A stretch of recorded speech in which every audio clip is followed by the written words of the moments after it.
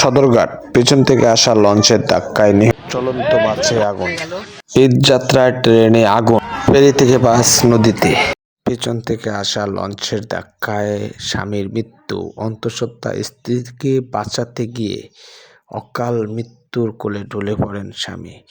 সদরঘাটে এই মর্মান্তিক দুর্ঘটনার কারণ খুঁজতে তদন্ত কমিটির প্রতিবেদন এখনও জমা দেয়নি সরকারের ঊর্ধ্বতন কর্মকর্তার কাছে।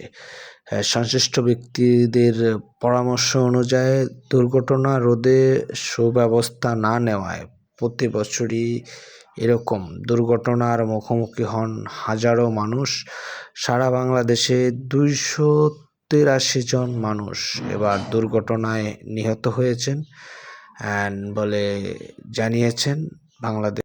রাজশাহী থেকে আসার পথে যাত্রীবাহী বাস দাউ দাউ করে আগুন ধরে যাচ্ছে।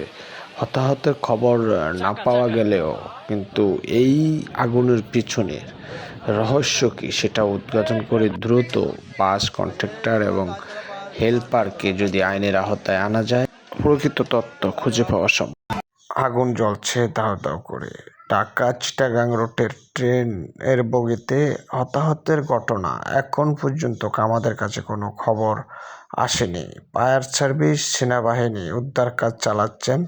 আগুন লাগার কারণ কি বের করে দ্রুত দোষীদেরকে আইনের আওতায় এনে শাস্তির মুখোমুখি করা উচিত মনে করি। পাটুরিয়া ফেরিঘাটে বাস দুর্ঘটনার যে ঘটনাটি ঘটেছে, সঠিক তদন্তের মধ্য দিয়ে দ্রুত যদি এই কন্ডাক্টর এবং হেলপারকে বিচারের মুখোমুখি করতে পারে, সচেতন নাগরিকদের অভিমত যে একটু হলেও এই যে দুর্বল কাঠামো সেখান থেকে বেরিয়ে আসতে পারবে।